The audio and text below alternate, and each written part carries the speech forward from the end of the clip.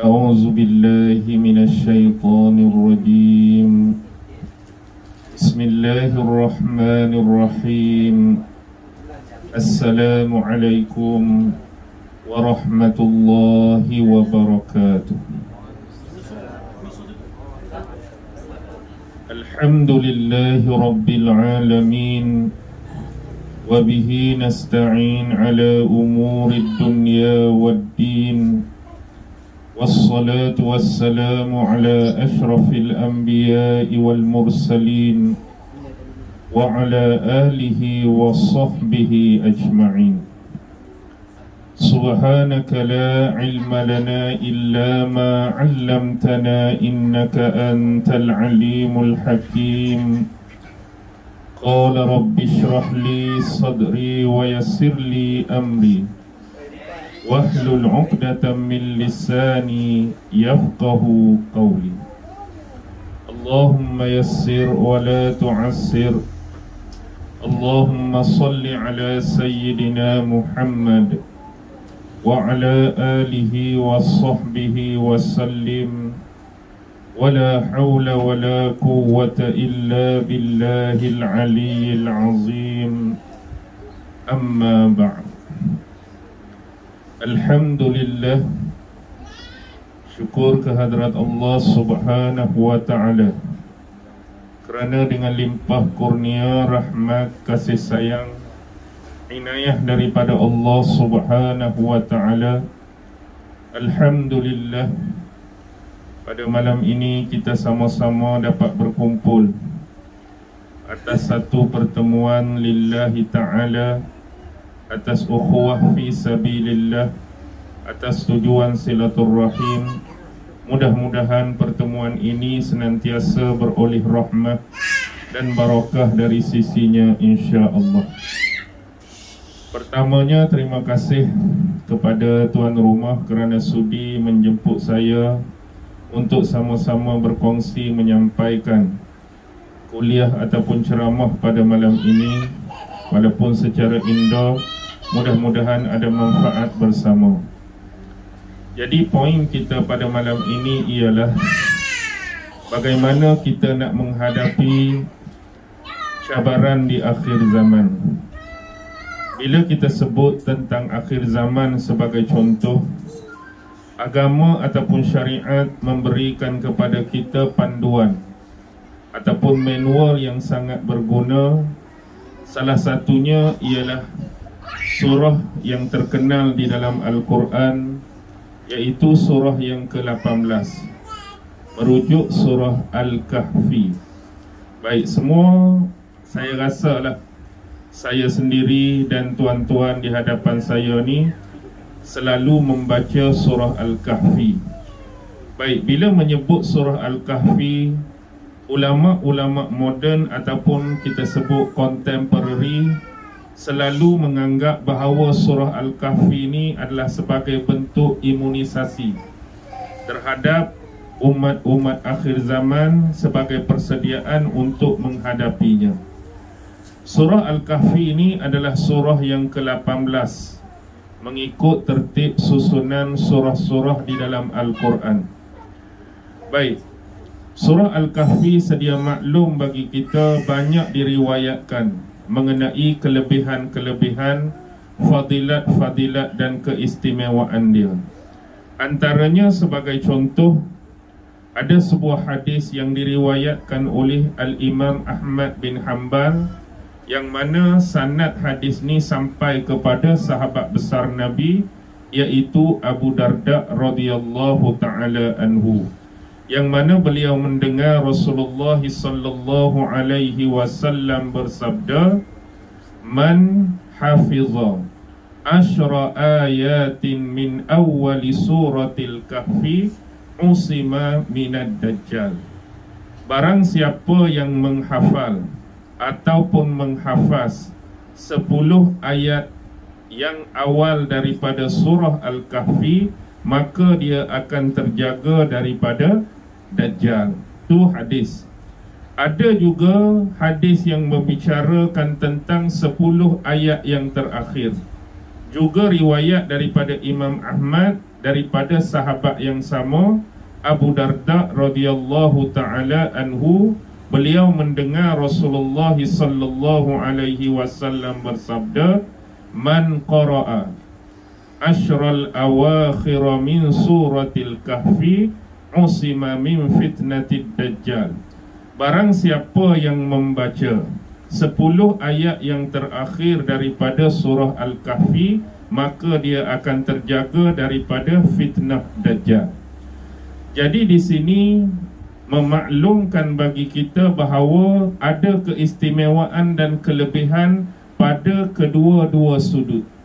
Pertama ialah 10 ayat yang awal, yang kedua 10 ayat yang terakhir daripada surah Al-Kahfi. Walaupun demikian, sebagai umat Islam yang mana bila Allah menurunkan Al-Quran kepada kita, kita tidak boleh bersikap acuh tak acuh ataupun pilih mana-mana ayat, mana-mana surah mengikut selera dan suka hati kita. Mentang-mentang ada hadis yang bersifat demikian, kita pun baca 10 hak depan saja, kita pun baca 10 hak akhir saja, isi tengah kita tak baca, kita tinggal. Sebab dia punya komponen paling penting duduk pada isi penceritaan yang diapit oleh 10 ayat yang awal, diapit oleh 10 ayat yang terakhir. Dan ada lagi kelebihan lain yang Allah cerita, siapa yang baca surah Al-Kahfi pada hari Jumaat, maka Allah akan meneranginya dengan cahaya daripada Jumaat yang dia baca tu sampai Jumaat yang keseterusnya. Maksudnya Allah akan menaungi dan menerangi kita dengan cahaya pada hari kita baca. Contoh hari Jumaat ni kita baca, kita akan diterangi cahaya sampai Jumaat yang akan datang. Baik, apa kepentingan surah Al-Kahfi sebenarnya? Kerana di dalam surah Al-Kahfi ni ada 4 perkara yang cukup penting. Saya rasa ni sedia maklum bagi kita semua. Yang pertama ialah adanya fitnah yang berkaitan dengan akidah. Jadi akidah ni benda penting, yang nombor 1 kita kena jaga, yang nombor 1 kita kena pegang. Fitnah pada akidah ni ada dalam kisah apa? Dalam kisah Ashabul Kahfi itu sendiri. Yang kedua ialah fitnah pada harta, materialism kita panggil. Dalam kisah yang kedua yang Allah letak, iaitu kisah dua pemilik kebun. Dalam tu ada kisah 2 pemilik kebun, iaitu berkaitan dengan fitnah harta. Yang ketiga ialah tentang fitnah ilmu, iaitu kisah Nabi Allah Musa dengan Nabi Allah Khidir. Itu fitnah tentang ilmu. Dan yang keempat fitnah tentang pemerintahan, kekuasaan, iaitu kisah Zulkarnain dan Ya'juj Ma'juj. Jadi inilah antara 4 fitnah yang paling besar yang melanda kita di akhir zaman. Nombor 1 fitnah pada akidah, pada agama. Yang kedua fitnah pada harta benda. Yang ketiga fitnah pada ilmu. Dan yang keempat fitnah pada kekuasaan ataupun pemerintahan. Dan dalam surah Al-Kahfi juga Allah datangkan 4 syubhah. Apa dia syubhah tu? Tentang 4 benda yang menyebabkan manusia ni ramai dia terseleweng daripada memohon pertolongan yang sebenar, mutlak hanya semata-mata kerana Allah Subhanahu wa ta'ala. Nombor 1, Allah cerita berkenaan dengan Nabi. Yang kedua, wali. Yang ketiga, malaikat. Yang keempat, jin. Ni disebut sebagai syubhah sebab dalam kehidupan yang kita lalu ni, banyak juga di kalangan manusia-manusia ni yang gunakan 4 unsur ni sebagai jalan untuk mereka minta pertolongan selain minta dengan Allah. Jadi ada guna cara Nabi, ada guna cara wali, ada guna cara malaikat, ada guna cara jin. Jadi dalam agama sebenarnya kita sebaik-baiknya dan seeloknya memohon terus kepada siapa? Hak cipta kita itulah, Allah, tanpa melalui jalan perantaraan. Baik, Pertama sekali saya nak sebut, bila kita berbicara mengenai surah Al-Kahfi ni, ingat tadi saya sebut surah ni surah yang ke berapa? Surah yang ke-18. Baik, bila kita nak belajar mana-mana surah dalam Quran, apakah connection yang kita panggil hubungan di antara satu surah dengan satu surah yang lain? Sebab step yang kita perlu belajar, bila kita contohlah nak belajar tafsir, kita tak boleh nak pilih-pilih mana-mana surah yang kita suka, mana-mana ayat yang kita suka. Cara belajar yang sebenar, maksud saya. Jadi bila kita belajar cara yang sebenar, setiap kali kita berakhir satu-satu surah, ada penceritaan, ada hubungan, ada connection di hujung surah dengan awal surah baru yang kita nak belajar. Sebagai contoh, kita ni nak belajar awal surah Al-Kahfi, mesti ada hubungan dengan penghujung surah yang ke-17 tu. Apa dia? Contoh dalam Quran surah 17 tu jatuh pada surah apa? Sebelum surah Al-Kahfi. Maryam selepas. Maryam selepas Al-Kahfi, sebelum. Subhanallazi asra bi'abdihi laylan minal masjidil harami ilal masjidil aqsa. Itu surah apa tu?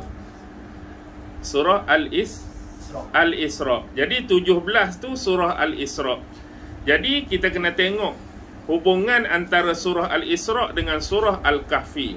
Contoh, ulama mendatangkan 4 hubungan antara surah Al-Isra dengan surah Al-Kahfi. Baik, kita pergi sekejap tentang surah Al-Isra. Bila kita sebut surah Al-Isra, jadi jangan rasa pelik, jangan rasa aneh kalau jumpa dalam mana-mana artikel ke, penulisan ke, buku ke, kitab ke, nama lain bagi surah Isra ni, nama dia surah Bani Israel. Kalau contoh jumpa, ada surah nama surah Bani Israel. Buka Quran, cek daftar di belakang, tak ada pun surah nama Bani Israel. Maksudnya surah Bani Israel tu kalau jumpa, dia merujuk kepada surah Al-Isra, nama lain bagi surah tersebut.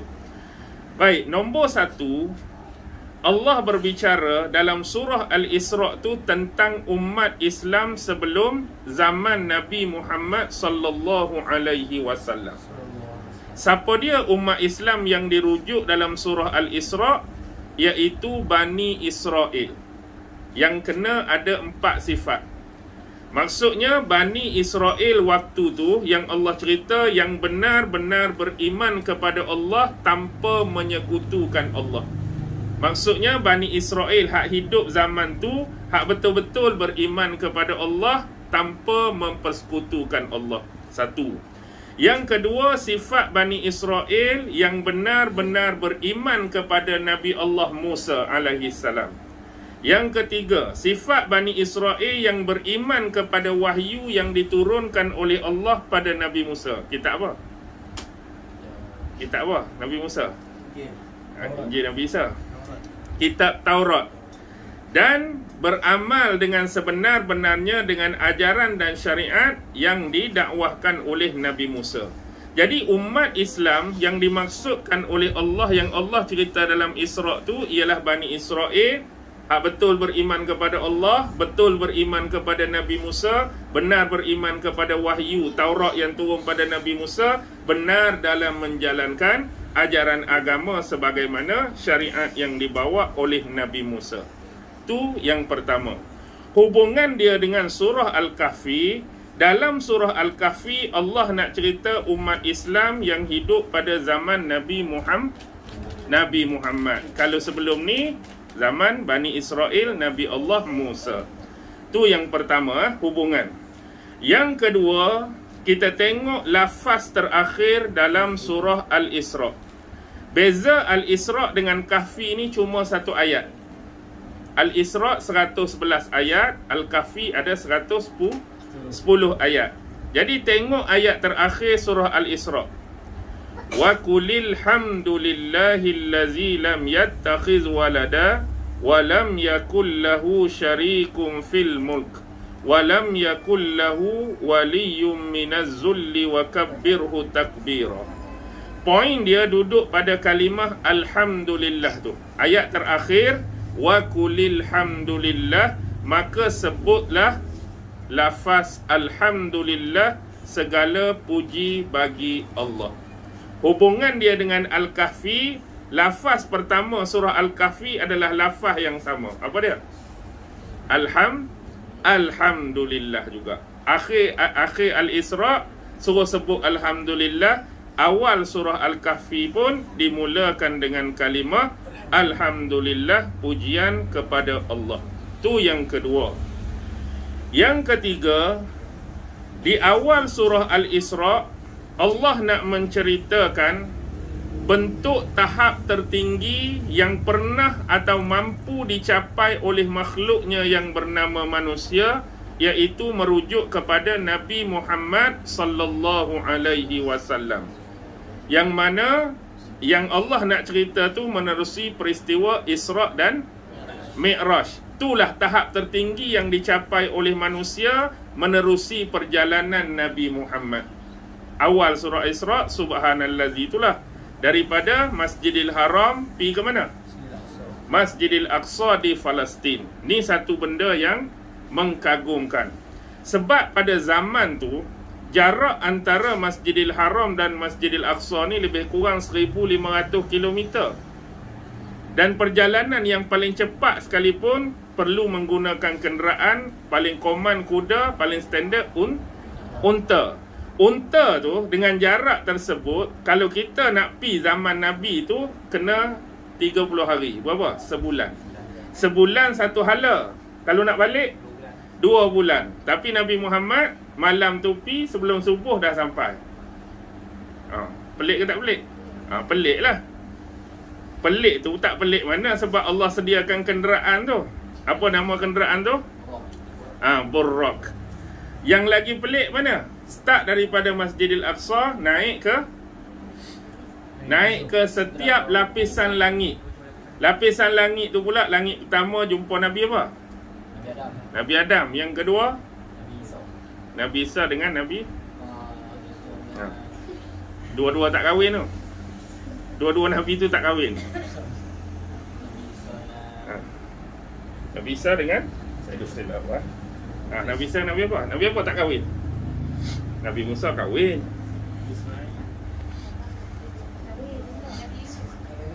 Nabi Yusuf kahwin.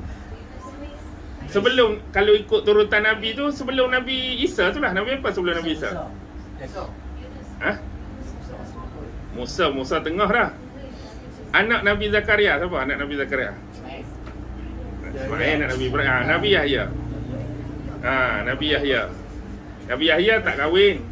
Nabi Isa pun tak kahwin. Tapi nanti dia ada second coming ni, dia akan kahwin lah. Tapi waktu dia diangkat tu belum kahwin. Jadi apa kenapa kena ada dua-dua tu? Apa hubungan Nabi Yahya dengan Nabi Isa? Apa hubungan?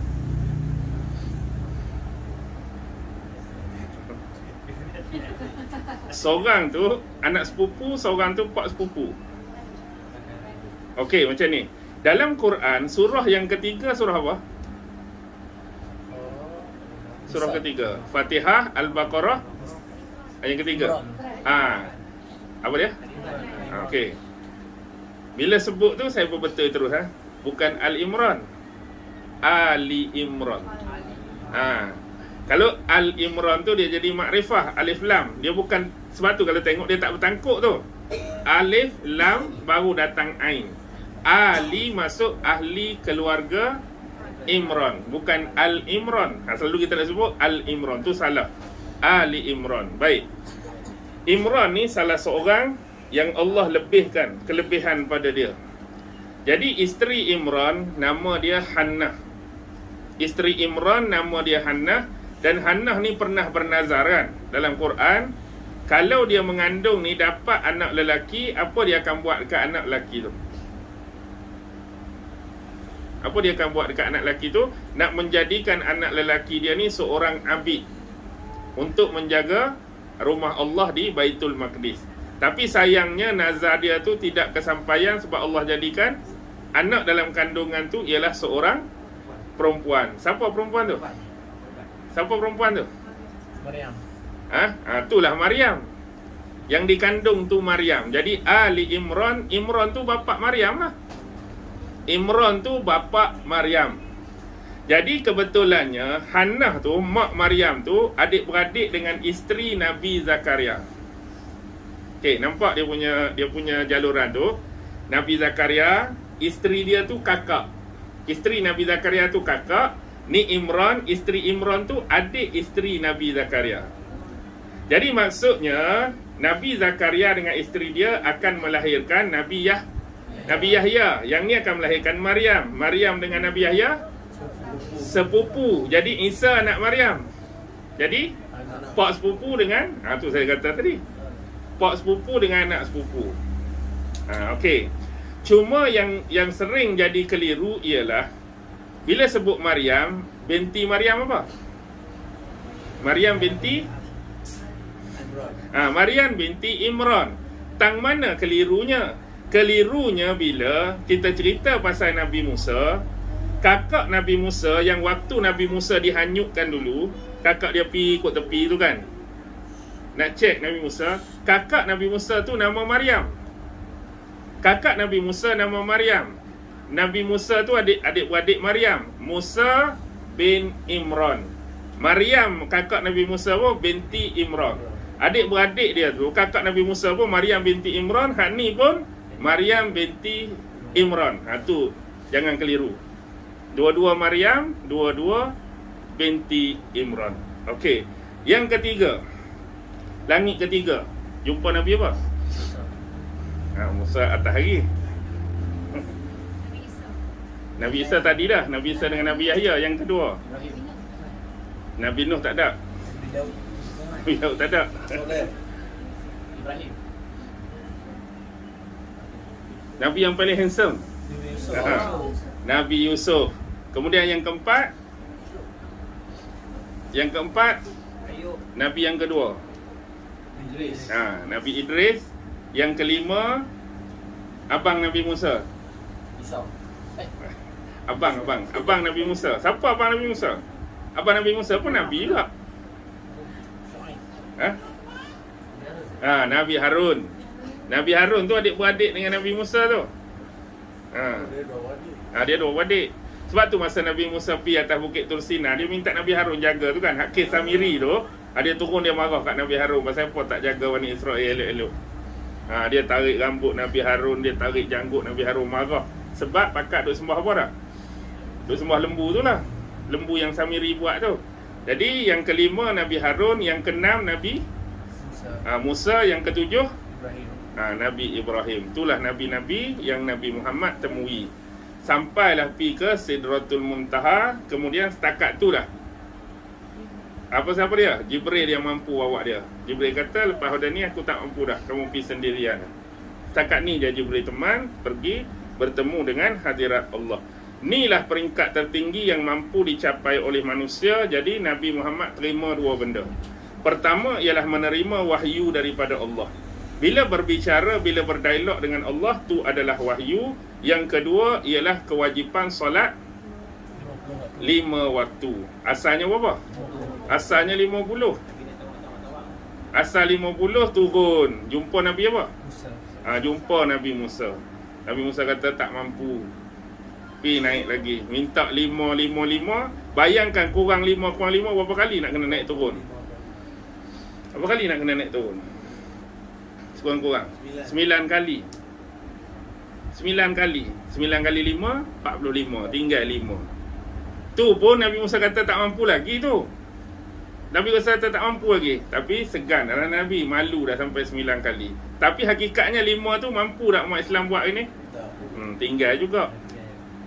Kalau satu je agak-agak, Allah kata hak lain tu tak payahlah. Subuh je 2 rakaat. Agak-agak ada lagi tak tinggal? Subuh saja pun. Subuh hak 2 saja pun turun, akan tinggal lagi. Kalau kata subuh hak 2 tu 1 rakaat cukup lah. Agak-agak lagi tinggal. Ada lagi tinggal. Kalau kata tak payah rukuk, tak payah sujud, Allahu Akbar, duduk terus. Assalamualaikum. Ada lagi tak tinggal? Tinggal juga. Semudah tu pun. Sebab tu Nabi Musa hebat. Dia dah tengok perangai Bani Israel hak pernah diperintahkan solat, perintahkan sujud sama seperti sebelum ni, memang tak mampu. Tambahan pula Nabi Musa tahu umat dia dengan umat Nabi Muhammad lagi kuat umat dia. Nabi Muhammad umat dia lagi lemah, umur pun lagi kurang. Jadi sebab itulah dia minta. Jadi hakikatnya itulah hakikat tertinggi. Tapi dalam awal surah Kahfi Allah cerita apa? Alhamdulillahillazi anzala ala abdihil kitab. Segala puji bagi Allah yang telah menurunkan ke atas hambanya Alkitab. Dalam surah Al-Kahfi Allah nak cerita diturunkan wahyu secara biasa sama seperti Allah turunkan pada nabi-nabi dan rasul yang lain. Nabi dan rasul yang lain lagu mana? Terima waktu mereka berada di bumi. Nabi Musa duduk di bumi, Allah melalui Jibril turunkan wahyu. Nabi Daud duduk di bumi, melalui Jibril turun wahyu. Nabi Isa duduk di bumi, turun wahyu. Bahkan Nabi Muhammad selain daripada Isra' Mi'raj pun melalui Jibril turun ke bumi. Dalam awal surah Al-Kahfi ni cara wahyu turun seperti biasa, iaitu melalui Jibril. Semua Nabi ni duduk di bumi. Tapi awal surah Al-Isra' Allah nak kata tu tahap tertinggi secara direct, secara terus. Okey. Baik. Kalau macam tu, bila masa kita tahu waktu solat tu? Allah suruh malam Isra' Mi'raj tu 5 waktu. Lepas tu nak semayang lagu mana? Nak menentukan waktu tu.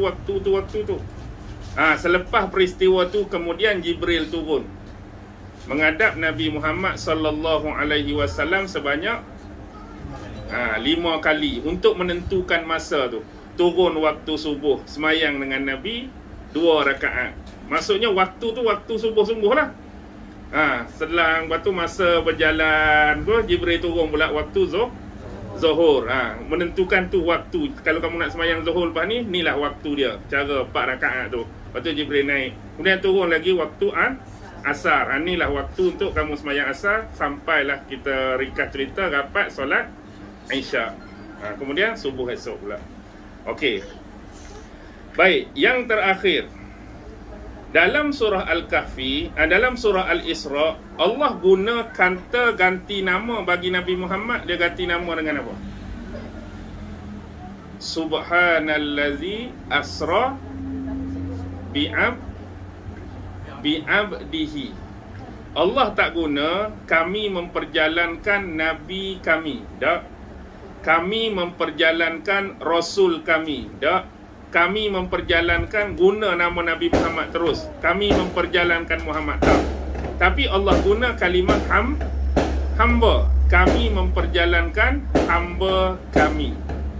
Dalam surah Al-Kahfi Allah masih mengekalkan status hamba. Alhamdulillahillazi anzala ala abdihi.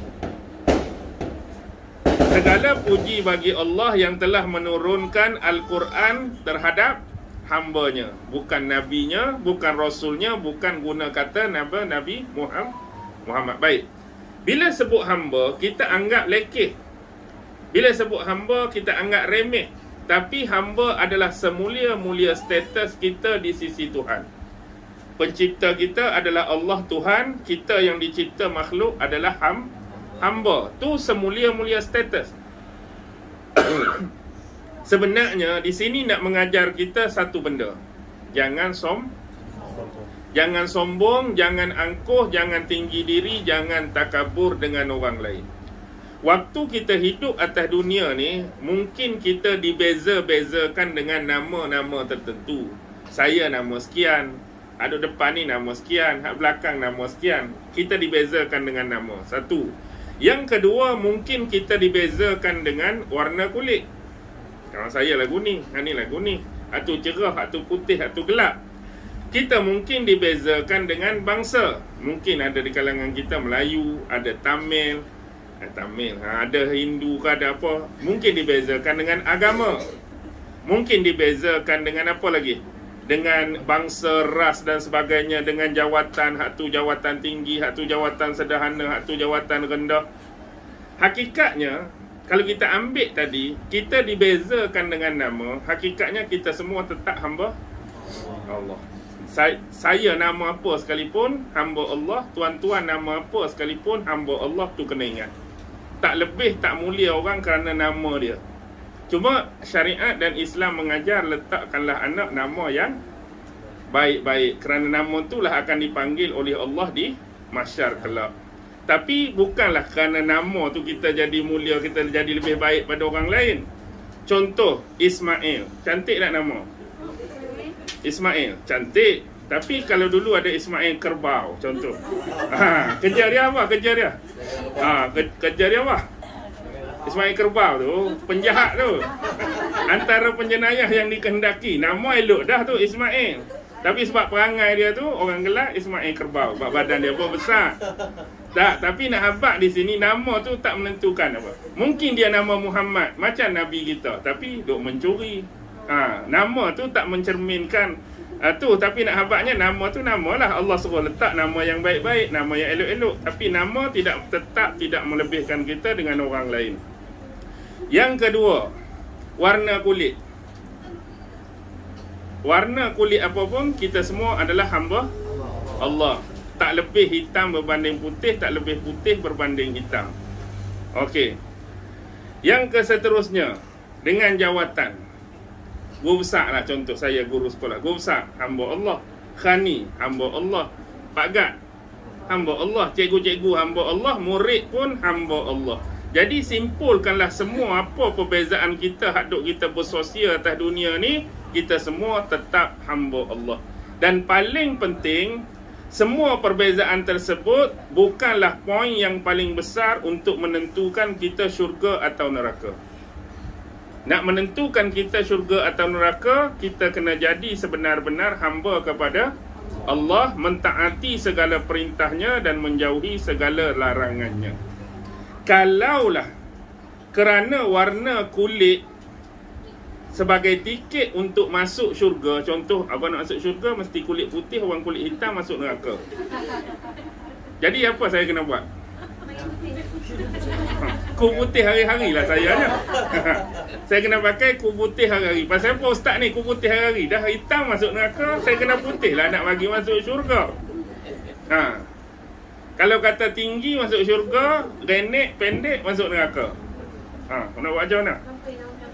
Hari-hari duk gayuk tu kan, nak suruh tinggi ni. Dah sebab apa? Sebab pendek masuk neraka.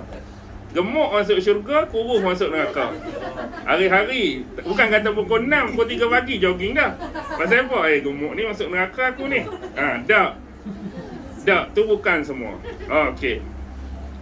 Kembali. Nampak dah 4 perbezaan tadi? Baik. Sekarang kita nak mula awal surah Al-Kahfi. Bismillahirrahmanirrahim. Saya cakap awal, minta maaf. Saya boleh dalam 10.5 plus itu sikit lah. Ada hal dengan family malam ni. 10.5 plus. Tak apa, kita lebih sikit tu. Alhamdulillah. Apa maksud Alhamdulillah tadi? Segala puji bagi Allah. Baik, ni penting saya nak abad. Sebagai pembaca Al-Quran, ingat betul-betul mana-mana surah yang dimulai pada awal ayatnya dengan lafaz Alhamdulillah, bermaksud surah itu adalah bertindak sebagai pembahagi Al-Quran. Al-Quran 30 juzuk, ada berapa ratus surah? Juzuk 30. Ratus ada berapa ratus? Berapa ratus surah dalam Quran? 360. Banyak sangat tu. 114 betul. 114 surah saja. Daripada Al-Fatihah sampai An-Nas tu 114 surah. Jadi dalam Quran ni dia ada pembahagi. Pembahagi dia terbahagi kepada 4 bahagian. Quran ni terbahagi kepada 4 bahagian. Bahagian yang pertama, kedua, ketiga, keempat tu senang saja nak detect dia. Cari mana-mana surah yang ayat dia paling awal dimulakan dengan kalimah Alhamdulillah. Contoh, awal-awal lagi surah Al-Fatihah, kalimah apa dah? Itulah. Maksudnya pembahagi Al-Quran yang pertama, surah Al-Fatihah itulah. Alhamdulillah. Maksudnya lepas Al-Fatihah, Al-Baqarah termasuk pembahagi yang pertama. Ali Imran, pembahagian yang pertama. Lepas tu An-Nisa, pembahagian pertama. Kemudian Al-Ma'idah, pembahagian yang pertama. Kemudian lepas Al-Ma'idah, dia datang surah Al-An'am.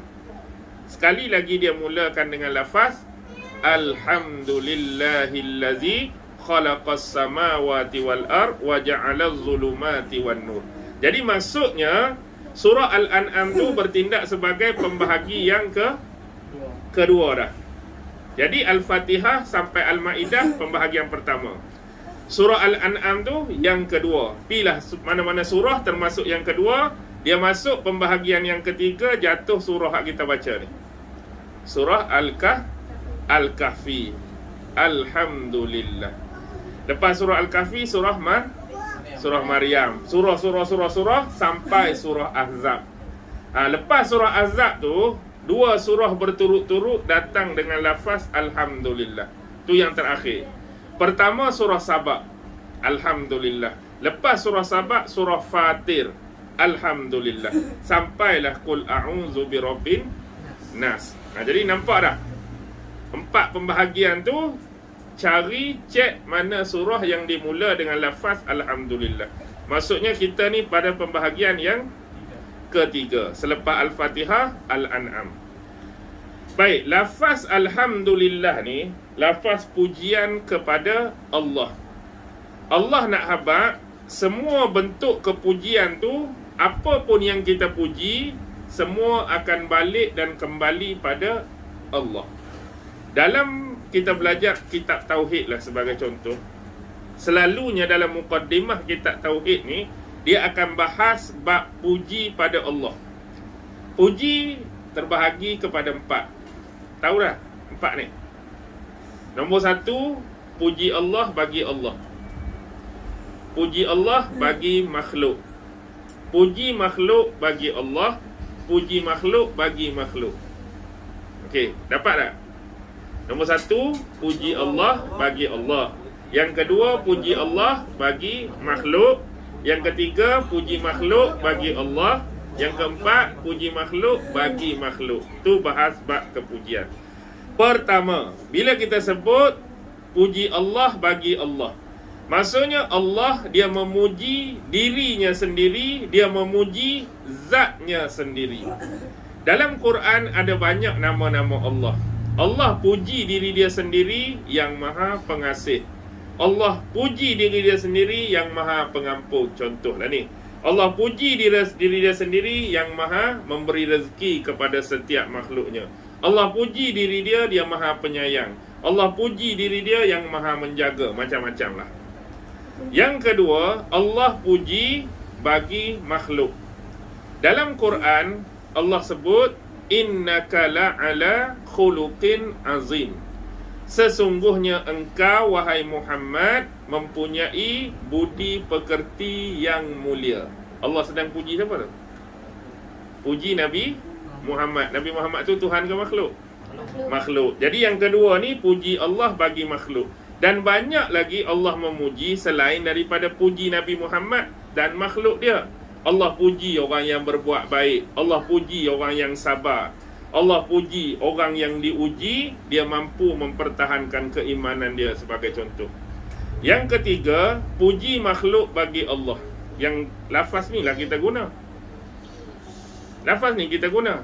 Alhamdulillahi Rabbil Alamin.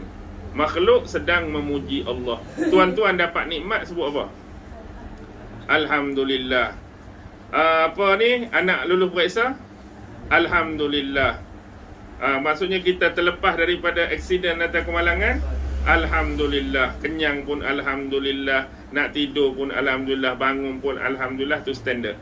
Yang keempat, puji makhluk bagi makhluk. Contoh, makhluk puji sama-sama makhluk.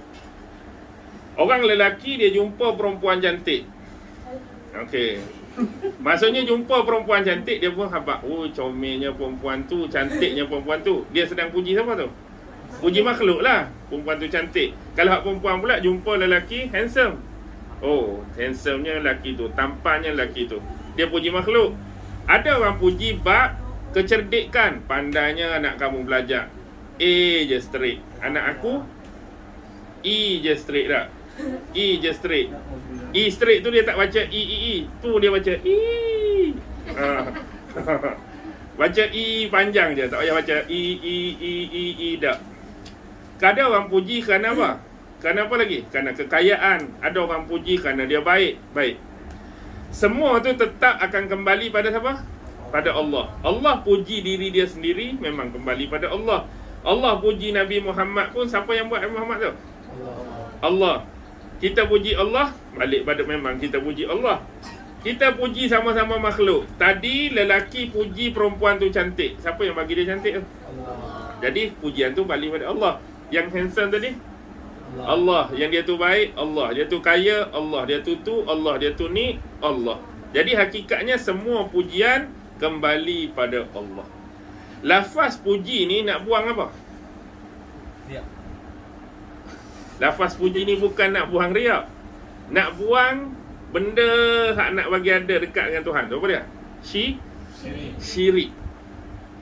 Lafaz puji bagi Allah ni nak riliskan syirik.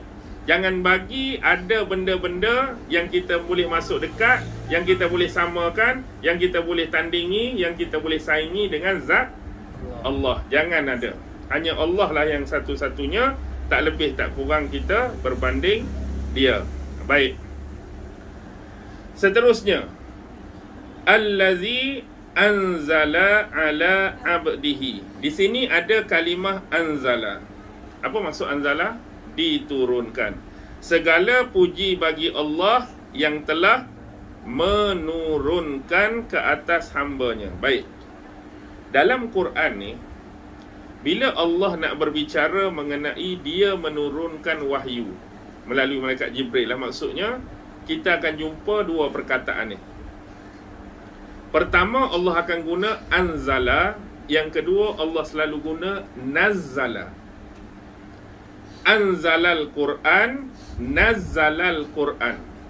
Anzala diturunkan, nazzala pun diturunkan. Jadi apa beza kalau macam tu? Anzala menurunkan, nazzala menurunkan. Apa beza? Bahasa Melayu memang tak ada beza. Bahasa Arab mesti ada beza. Baik. Kalau diguna lafaz anzala, bermaksud cara Quran tu turun ialah sekaligus. Kalau Allah guna anzalal Quran, maksudnya Quran tu turun sekaligus. Bila Quran pernah turun sekaligus? Pada malam yang mulia, malam Lailatul Qadar. Malam Lailatul Qadar, Quran turun tu sekaligus 30 juzuk daripada mana? Lauhil Mahfuz sampai ke langit dunia. Nama langit dunia tu apa? Baitul Izzah. Jadi situ Allah turunkan 30 juzuk sekaligus, simpan di situ. Simpan di situ. Bila lahir Nabi Muhammad, bila Nabi Muhammad dah nak diangkat jadi Nabi dan Rasul, maka nak turunkan wahyu pertama kepada Nabi Muhammad, ambil di sinilah. Jadi kalau Al-Quran sebut nazzalal Quran, anzala sekaligus, nazzala ni turun secara berperingkat. Maksudnya di Gua Hira 5 ayat. Lepas tu hari lain, waktu lain, tarikh lain, turun sikit, turun sikit, turun sikit, sampai berapa tahun? Quran turun berapa tahun? Macam umur Nabi Umur Nabi start jadi Nabi sampai wafat berapa tahun? 63 tu tak campur hak tak jadi Nabi lagi. Hak mula-mula jadi Nabi umur apa? 40 sampai wafat 63. Berapa? 23 tahun. 13 tahun di Mekah, 10 tahun di Madinah. Ingat tu. 13 tahun tu dah di apa? Dah dibundarkan. Kalau ikut betul hak ulama sebut, Quran turun ni semua angka 2. 22 tahun, 2 bulan, 22 hari. Tu hak betul. Ingat. 22 tahun, 2 bulan, 22 hari. Jadi payah nak kira macam tu kan. Jadi bundarkan jadi berapa? 23 tahun. Senang. 13 tahun Mekah, 10 tahun di Madinah. Baik, faham dah tuan? Anzala dengan nazala. Ala, ke atas hambanya. Baik, ala pun nampak ringkas kan? Tapi kadang-kadang Allah guna Quran ni satu ala, satu ila. ke atas hambanya, ila kepada hambanya. Apa beza? Kami menurunkan Al-Quran ke atas Muhammad. Kami menurunkan Al-Quran kepada Muhammad. Apa beza?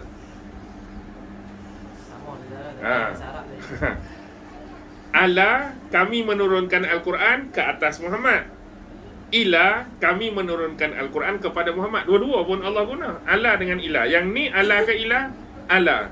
Bila Allah guna ala, maksud dia lebih berat. Maksud dia lebih kepada amanah dan pertanggungjawaban. Bila Allah guna ala, dia lebih kepada amanah dan tanggungjawab. Maksudnya menjadi amanah atas Nabi, menjadi tanggungjawab atas Nabi untuk menyampaikan dan menyebarkan wahyu ni kepada semua orang. Berat tu benda tu. Kalau ila, dia lebih nak cerita kelebihan dan fadilat yang ada pada wahyu tu. Kalau ila, dari sudut mukjizat dia, dari sudut keistimewaan dia, dari sudut kehebatan dia, dari sudut kelebihan dia, biasa ila akan cerita benda tu. Kalau ala, lebih kepada amanah dan tanggungjawab. Baik, abdihi, hambanya. Tak payah bahas lah, hamba tu merujuk dah siapa? Nabi Muhammad. Al-Kitab. Al-Kitab tu apa? Al-Kitab tu Quran. Baik, kadang-kadang Allah guna Al-Kitab, kadang-kadang Allah guna memang lafaz Quran pun. Baik, ingat ni satu lagi formula bila kita baca Quran.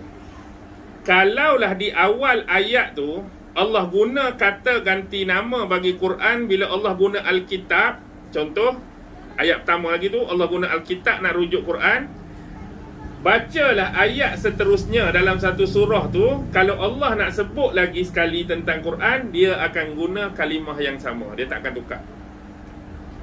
Faham maksud dia?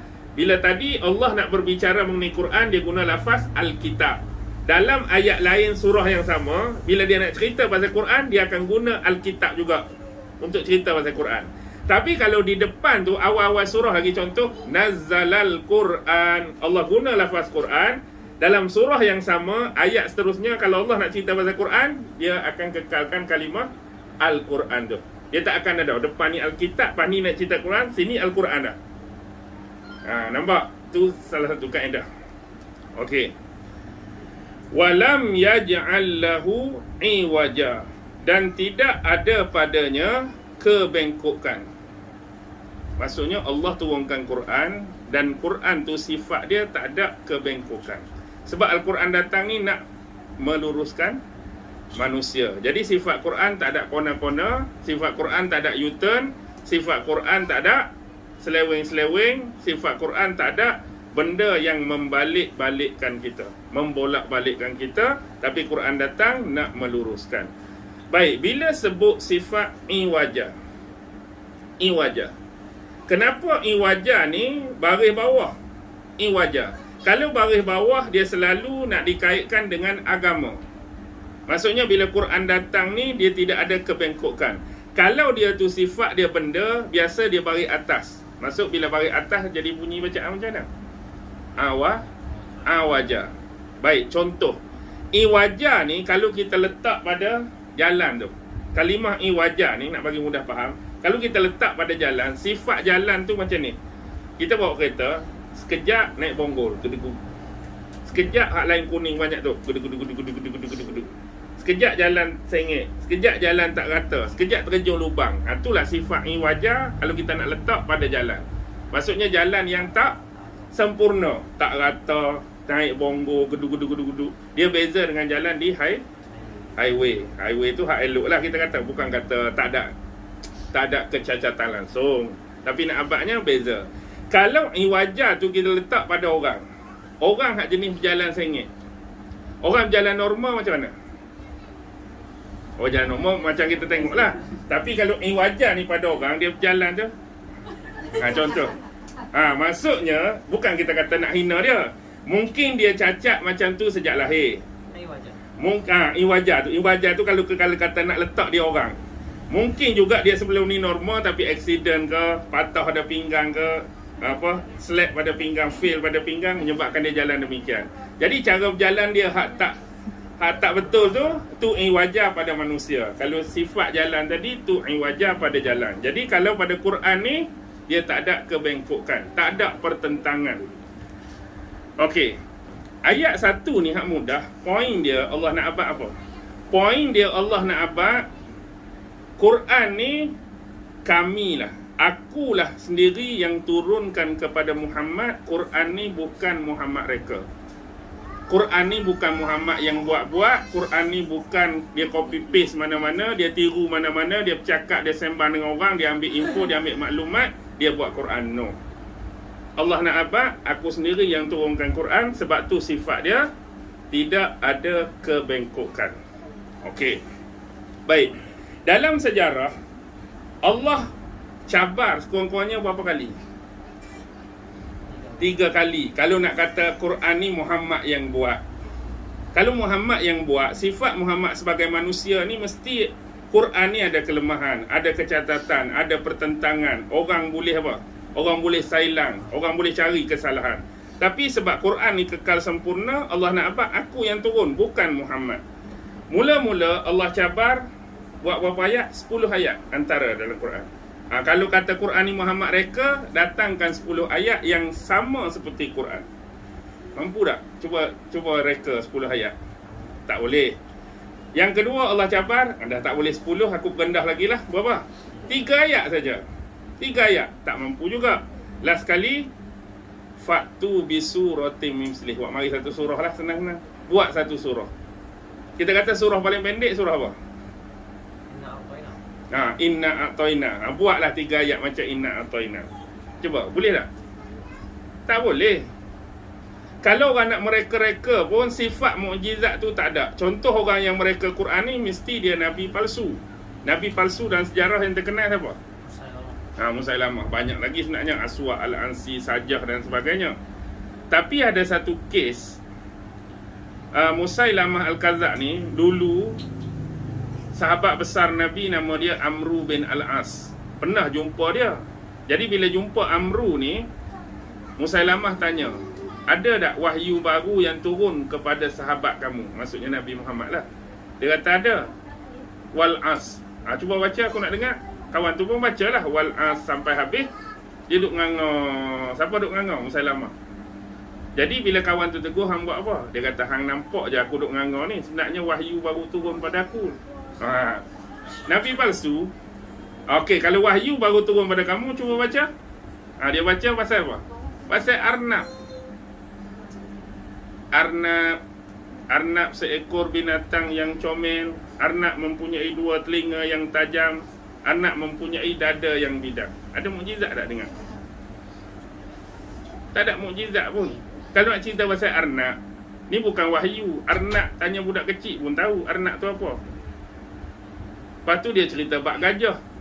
Tapi uslub tu dia nak tiru Quran. Kan mari Al-Qari'ah, Mal-Qari'ah, Wa ma adraka Mal-Qari'ah. Dia buat marilah Al-Fil, Mal-Fil, Wa ma adraka Mal-Fil. Gajah. Apa itu gajah? Apa yang kamu tahu pasal gajah? Gajah mempunyai badan yang besar dan gemuk. Gajah mempunyai telinga belalai yang panjang. Tu tak payah budak boleh tengok zoo pun tahu gajah tu badan gemuk, belalai panjang. Jadi tak ada mukjizat pada ayat tu. Dia cerita pasal katak jantan, katak betina. Jadi tak ada faedah semua tu. Sebab tu kita tahu hak reka. Baik. Contohlah, kalau kita tengok Quran ni, Allah nak jaga dia sungguh-sungguh. Allah nak jaga dia sungguh-sungguh. Agak-agak celah mana yang kita boleh cari kesilapan Quran? Agak-agak lah kalau nak cari. Kok celah mana? Contohlah saya bagi Kalau kita nak bagi kok celah, kita nak ubah ayat dia, kita nak ubah surah dia, payah. Sebab umat Islam ada jutaan hafiz dan hafizah. Hak mengapai surah yang sama, hak mengapai ayat yang sama. Kalau kita kata nak kurangkan lah, Quran yang sebenar 114 tadi kan, ada 110 saja surah. Kita nak tipu, tak boleh. Hafizah dok hafal tu 114 jak zaman dulu sampai lah ni 114. Nak tipu lagu mana? Kita kata ada 30 juzuk, kita pun nak lebih. Ada 36 juzuk. Orang dulu dapat lah ni dok hafal 30, mari mana? Ada cubaan, ingat tak tahun 90-an dia nak tambah 4 surah. Pertama surah Al-Iman. Pernah dengar surah nama Al-Iman? Tak pernah dengar, tapi bunyi Al-Iman tu, oh, ada surah Al-Iman. Ada surah Al-Wasaya, surah wasiat. Ni lebih kepada geng Syiah lah kalau wasiat-wasiat ni. Ada nama surah lain. Ada 4 surah dia nak tambah. Dia kata ni surah yang tertinggal, yang sahabat-sahabat dulu tak jumpa, sahabat dulu tak dan tulis. Masalahnya biarlah sahabat tak jumpa, hang pula pak ni jangan jumpa kat mana. Tu persoalan dia. Dah sahabat dulu tertinggal, sahabat dulu tak tertulis, sahabat dulu tak jumpa, hang pula pergi jumpa kat mana 4 surah ni? Maksudnya hang reka. Hang reka. Baik. Saya boleh sebut ada satu celah saja boleh merosakkan Al-Quran. Celah mana agak-agak? Nak tipu surah tak boleh, nak tipu ayat tak boleh, nak tipu tu tak boleh, nak tipu tulis tak boleh. Ada satu saja boleh rosakkan Quran. Kok mana? Baris payah hafizah ni. Bismillahirrahmanirrahim. Orang tak baca baris lain dah. Kalau baris tu sebab qiraat tak apa, sekali-sekala. Tapi baris ni orang tak kerja. Cuba tu try tukar baris. Alhamdulillahirabbil alamin. Buatlah baris kok mana pun try. Cuba buh baris atas semua. Alhamdulillah. Mana yang orang baca pun macam Bangladesh baca Quran ni. Maksudnya orang boleh detect. Bukan tak perlu kami datangkan hafiz lah. Kami panggil budak kecil dah alhamdulillah rabbil alamin.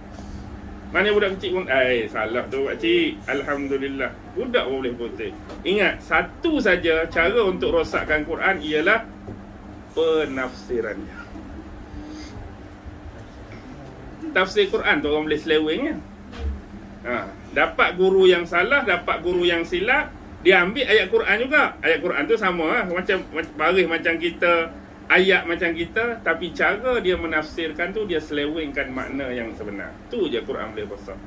Contohlah saya bagi mudah. Segala puji bagi Allah yang telah menurunkan ke atas hambanya. Standard ulama-ulama sejak zaman sahabat sampai zaman kita, hambanya merujuk kepada siapa dalam ayat ni?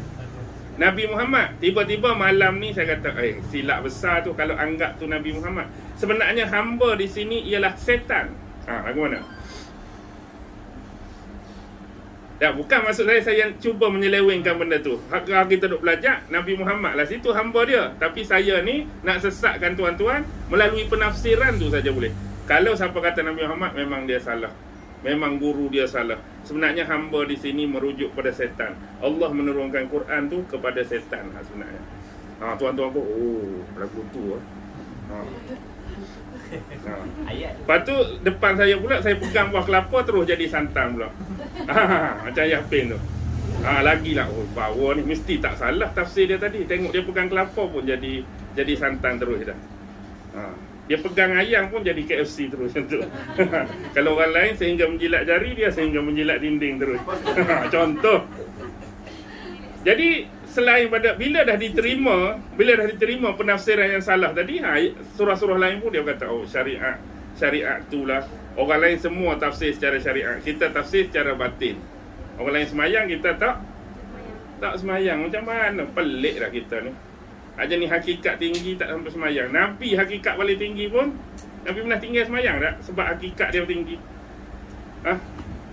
Kata aku ni balik Isra' Mi'raj ni sebab peringkat tertinggi jumpa Tuhan, tak payah semayang. Nabi tak semayang ke pergi ke Madinah? Semayang. Nabi pun semayang, kita jadi tak boleh nak semayang. Okey, saya bagi clue mudah macam ni. Saya tak pernah bagi mana-mana ni. Cuma saya nak suruh faham satu analogi. Siapa sini cekap komputer? Boleh faham sikit-sikit Boleh faham apa itu hardware? Boleh sebut hardware. Okey, cerita sikit bang. Ringkas-ringkas tak? Ringkas-ringkas apa maksud hardware pada komputer tu? Itu bahan luaran dia lah. Bahan luaran. Contoh. Monitor. Keyboard. Mouse. Mouse. Okey. Kalau sebut software Tu dia punya sistem dalaman. Dia punya sistem dalaman. Okey. Macam ni. Saya nak sebut 3 benda saja. Hardware selalu dengar, software selalu dengar. Saya nak sebut brainware. Brainware ni istilah saya cipta sendiri. Saya nak bagi senang. Baik, macam ni. Bila saya sebut brainware, dia ni macam ni. Allah Subhanahu Wa Ta'ala, minta maaf daripada merendah-rendahkan Allah, tidak. Saya nak buat satu analogi Brainware ni merujuk kepada pencipta kita, Allah Subhanahu Wa Taala, yang mana Allah ni adalah zat yang mempunyai keinginan, yang mempunyai kehendak. Yang kita belajar sifat 20 tu, iradat tu. Allah ada keinginan, Allah ada kehendak. Jadi bila Allah nak memperkenalkan diri dia kepada hamba, bila Allah nak memperkenalkan diri dia kepada manusia, jadi dia perlu buat apa? Allah, bila dia nak mengiktiraf dirinya adalah Tuhan kepada makhluk dia, nombor satu dia kena buat apa? Kena buat makhluk lah. Makhluk tak mau buat. Tapi, akulah Allah, akulah Tuhan kamu. Makhluk tak buat. Dia nak claim kat siapa tu? Perkataan tu. Faham tak maksud saya? Makhluk tak buat lagi, tapi akulah Tuhan kamu semua. Dia nak habaq kat siapa? Akulah Tuhan tu. Makhluk tak buat. Jadi dia kena buat apa? Kena buat makhluk dululah. Dia buat gunung, dia buat pokok, dia buat malaikat, dia buat manusia. Barulah dia boleh nak sebut akulah Tuhan bagi kamu. Jadi Allah, bila dia nak menyatakan ketuhanan dia dalam bahasa dia yang kita kata tak mampu kita nak jangkau, dapat ke tak dapat kita? Dapat ke tak dapat untuk kita faham? Kita tak akan faham. Jadi maksud saya, hardware tu ialah makhluk yang Allah jadikan kita semua. Kita tu hardware. Okey, nak bagi nampak. Malaikat hardware, kita hardware, semua makhluk Allah hardware, brainware ialah Allah. Jadi Allah dia nak sampaikan kepada hardware tu tak akan mampu difahami oleh hardware. Bahasa Allah tu terlampau tinggi. Jadi Allah perlukan satu alat lain yang kita namakan software tu. Jadi software itulah adalah keinginan atau kehendak Allah agar benda tu sampai pada hardware. Jadi kalau komputer ada hardware saja tak ada software, boleh baca ke tak boleh baca? Memang tak boleh baca. Jadi software kita di sini apa dia? Bukan. Ni, yes, nampak dah. Jadi cara Allah nak menyampaikan sesuatu pada dia, bukan Allah sendiri. Contoh ni, minta maaf jangan silap faham. Allah turun ke bumi. Ni akulah Tuhan kamu, hak buat kamu ni. Jadi aku nak sampaikan ayat ni Tuhan tak akan buat begitu. Jadi software dia ialah menurunkan wahyu dia dalam bahasa yang difahami. Itulah software. Jadi kalau hardware tak ada software, memang tak boleh nak baca. Jadi point di sini ialah hubungan. Hubungan tu, bila software berhubungan dengan hardware, maka akan dapatlah. Baik, nampak Quran tu. Jadi kalaulah Allah, Quran, manusia ada hubungan tak? Ada hubungan. Maka kalau sistem komputer tadi, kehendak Tuhan yang mencipta, software dan hardware jalan ke tak jalan? Jalan. Baik. Sekarang yang manusia jadi gelap, manusia jadi merapu, manusia jadi haru biru kerana dia tak mau pakai software yang Allah buat. Dia nak pakai software apa? Inilah nak cakap manusia-manusia yang nak menandingi Tuhan.